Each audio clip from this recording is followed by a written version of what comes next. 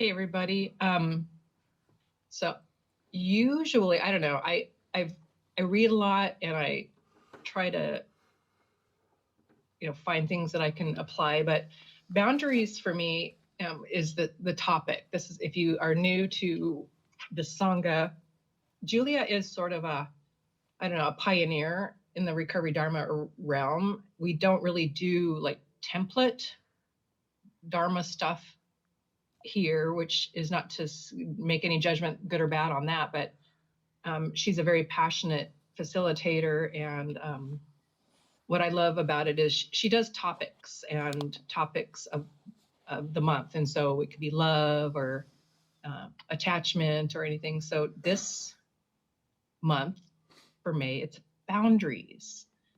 And so as other people have led and Julia has led the meditations over the last couple of weeks, I always think, okay, what does that word mean to me? So, I'm an I'm a word nerd and was an English major. And so I always like to see, where does that word come from and what's the actual definition? So I looked it up and it says boundaries show where one thing ends and another begins.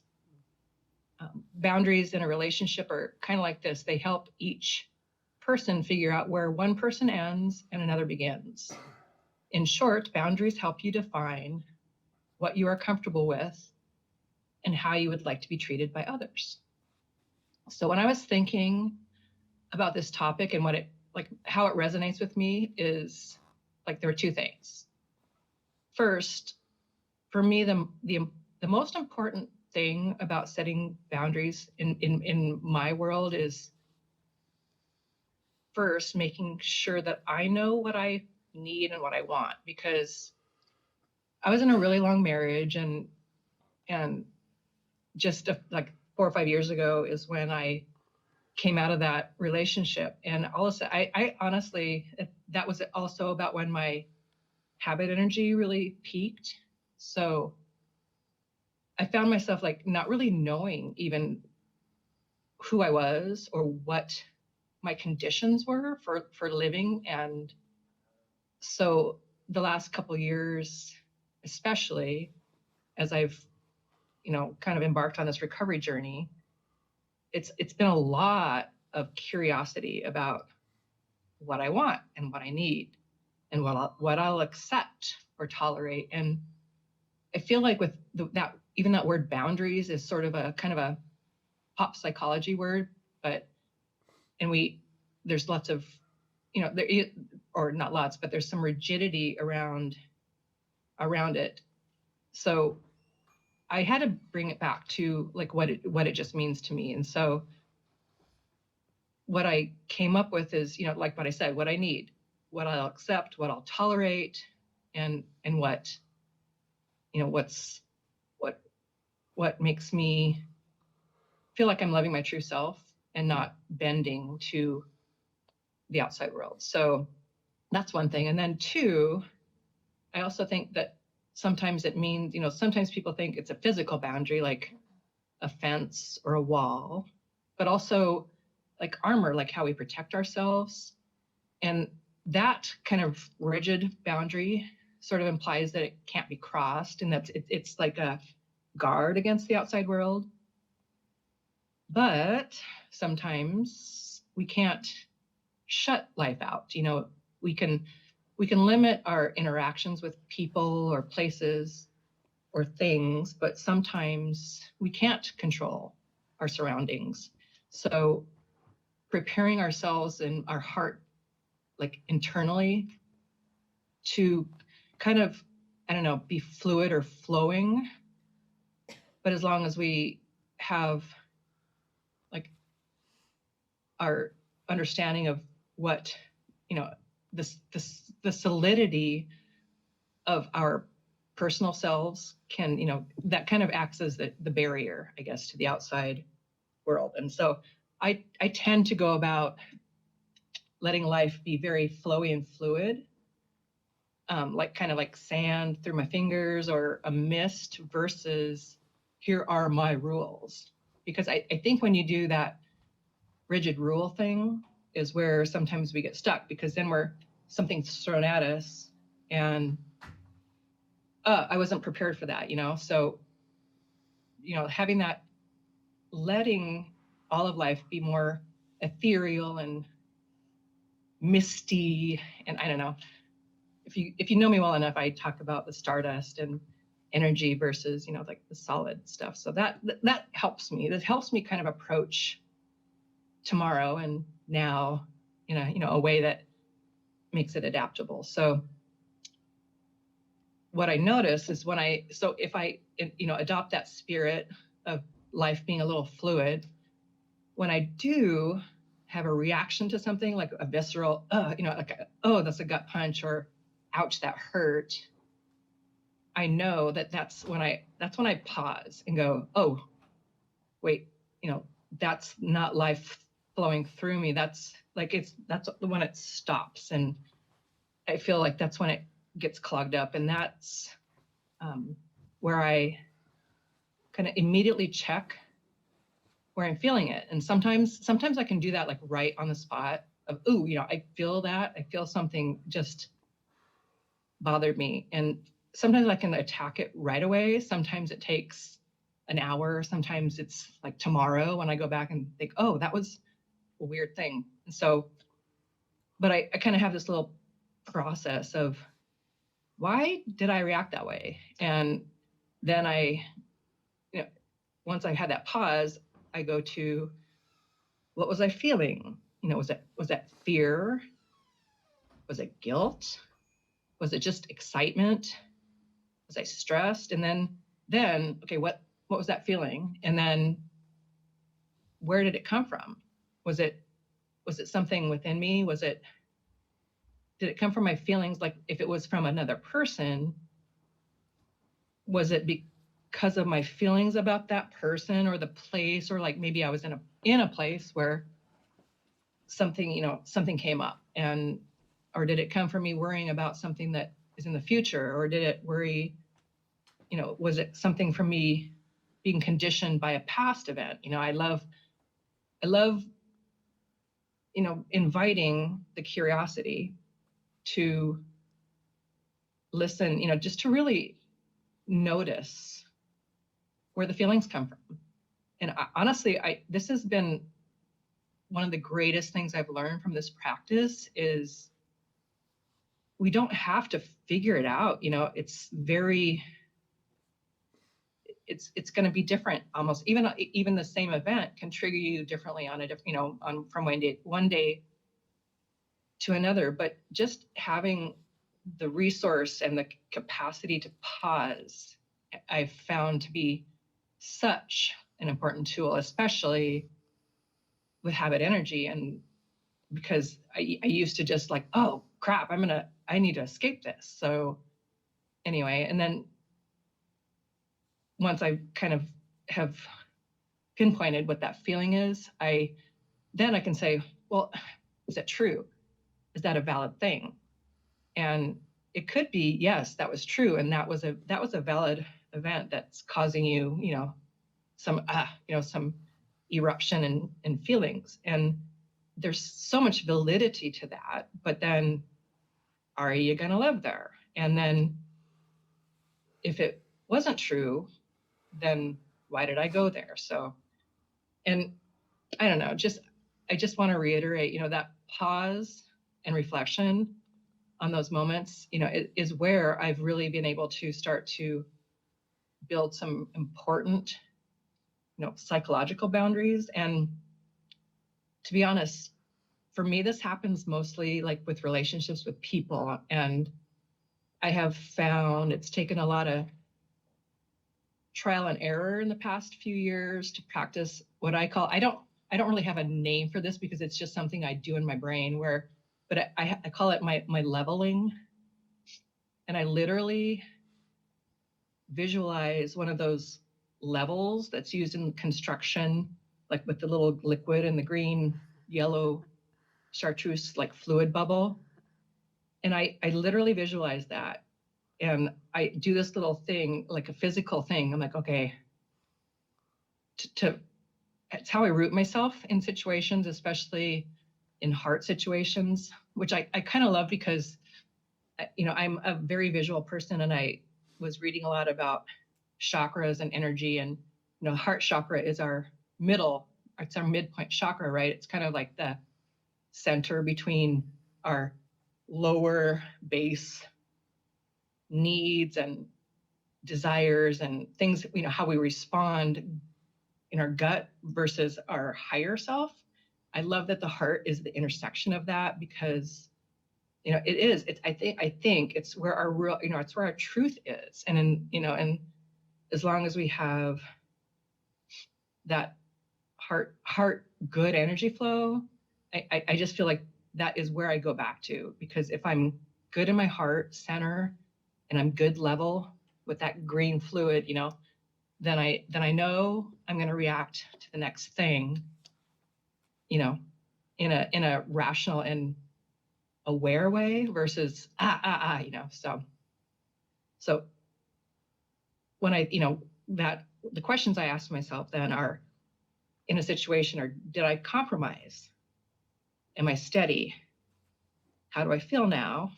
What outcome did I do or do I expect? And what if that doesn't happen? So it's basically, it's just it's a check-in, because I have to make sure I'm level before I go on to the next thing. So it's something I've cultivated. And like I said, it's the practice here and coming here almost, I get here most days. I have my work schedule sometimes, prohibits me, but I love this practice. And it's just, even coming here, whether, I don't honestly do meditation, quote unquote, outside this Sangha, but coming here is part of that, is part of my practice to be reminded of life and centering. And so when I Googled a few things about boundaries, and the phrase, I found a like a mantra. So it's something that we can do daily, or at least regularly, to kind of be grounded, to know where, to kind of find in ourselves where our boundaries are. So the phrase, it's Nam Myoho Renge Kyo, came up a few times when I was Googling, and it's not specific to boundaries, but I think it's kind of a great practice to help us clarify what we want for ourselves. Because I really reiterate, we need to know, like, intrinsically, our value and our, what we need before anything else. So I found this. So chanting Nam Myoho Renge Kyo is an incredible tool to pull courage from our hearts each day. Nam Myoho Renge Kyo is the name of a Buddhist principle that all people have limitless amounts of courage and wisdom in their hearts. In this sense, chanting inspires us to find the courage within to live true to ourselves while respecting the inherent dignity of the people around us. So setting boundaries comes down to finding the courage and wisdom to live true to ourselves.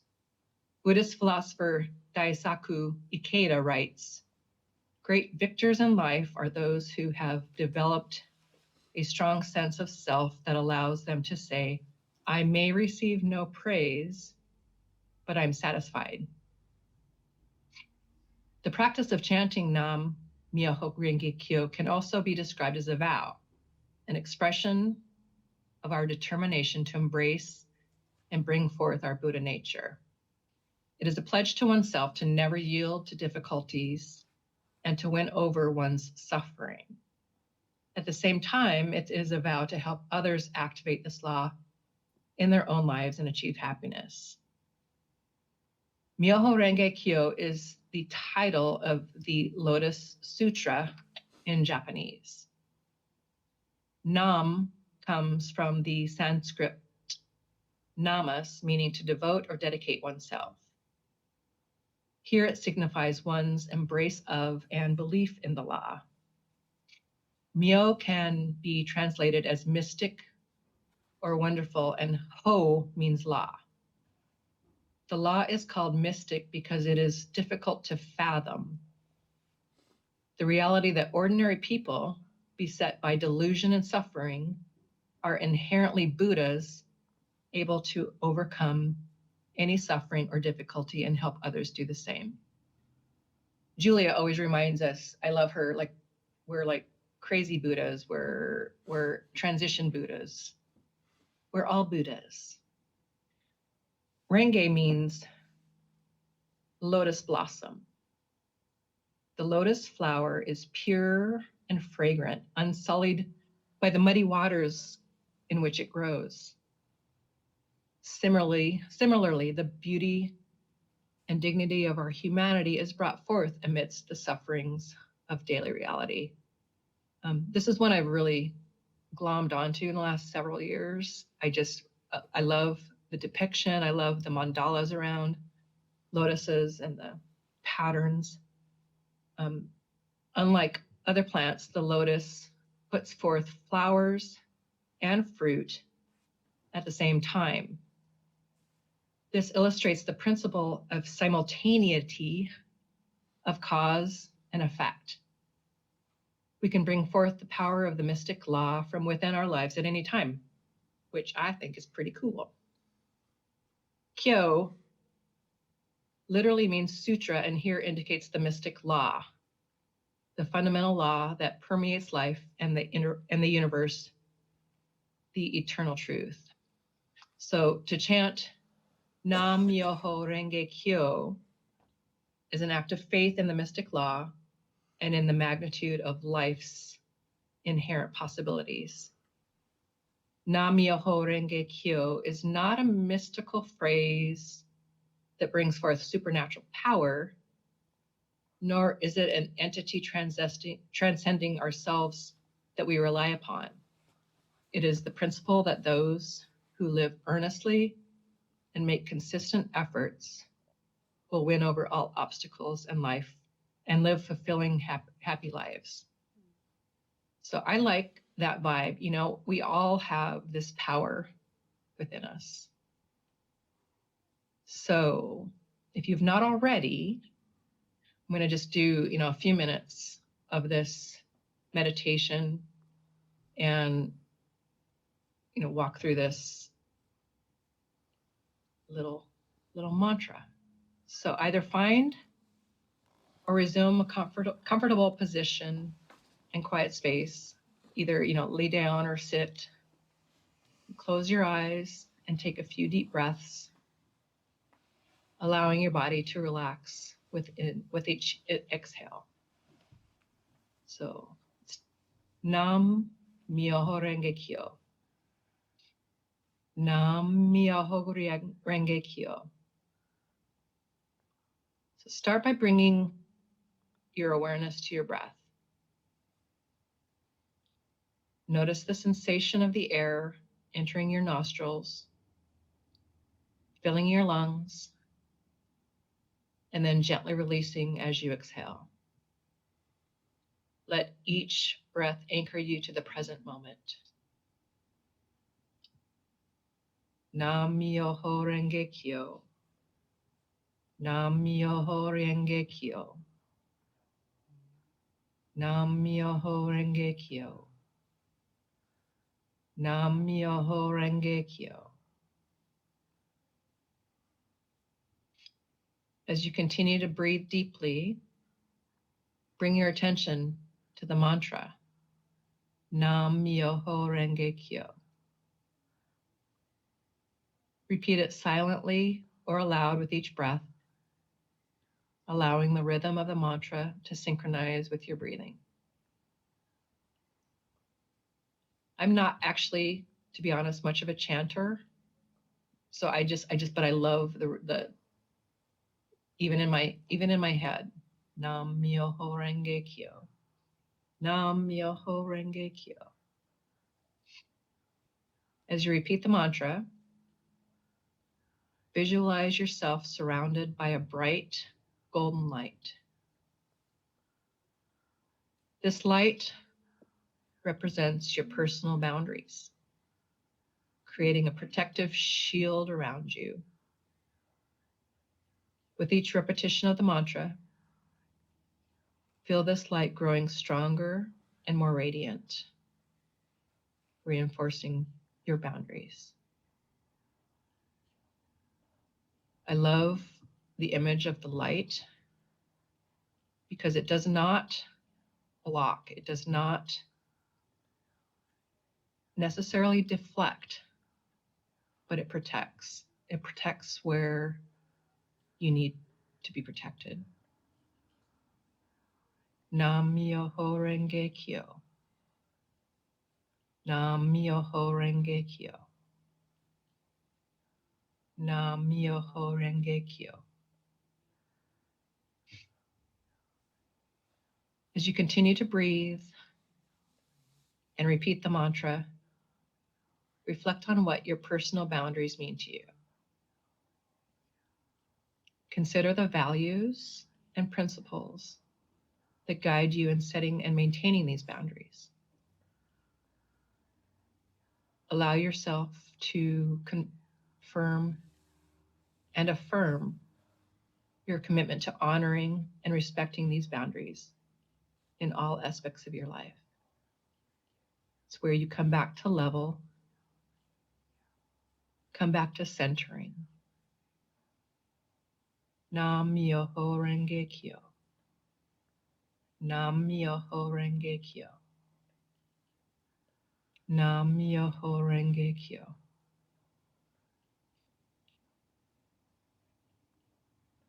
Your mind starts to wander, gently guide your focus back to the mantra and your breath. Allow the steady rhythm of the mantra to anchor you in the present moment, helping you let go of the distractions and reconnect with your inner self. Nam Myoho Renge Kyo. Nam Myoho Renge Kyo. Continue this practice for the next minute or so, allowing yourself to sink deeper into relaxation with each breath. Trust in the power of the mantra and your intention to reinforce your personal boundaries, knowing that you are creating a strong foundation for self-care and self-respect. Think about that light. Think about that glowing yellow chartreuse. It's there where your power lies. It's there in really focusing on your heart, your spirit, your needs, where you'll find grounding and strength for whatever comes across your path. Nam Myoho Renge Kyo. Nam Myoho Renge Kyo. Nam Myoho Renge Kyo. Nam Myoho Renge Kyo.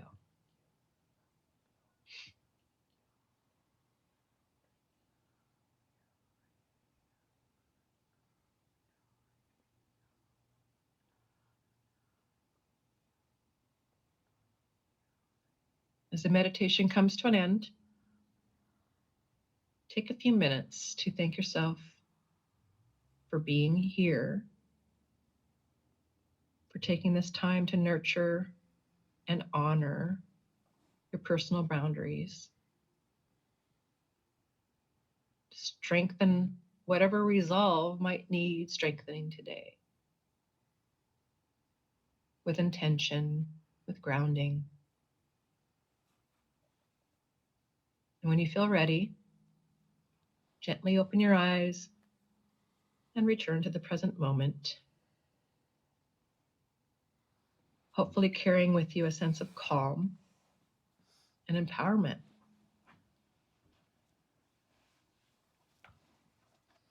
Namaste.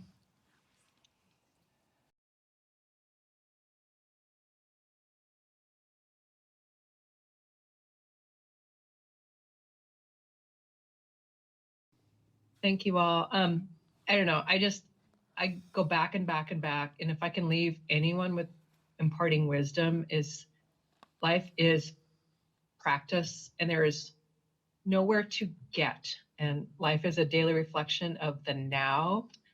We have things to plan and goals, but there's joy is not somewhere else. And so the more that we remember that it's here and now and checking with yourself, that has just brought me so much clarity and peace of trying to get somewhere to get there to find it. So anyway, not submitting to your habit energy, and sometimes that is the most, brilliant thing you can do.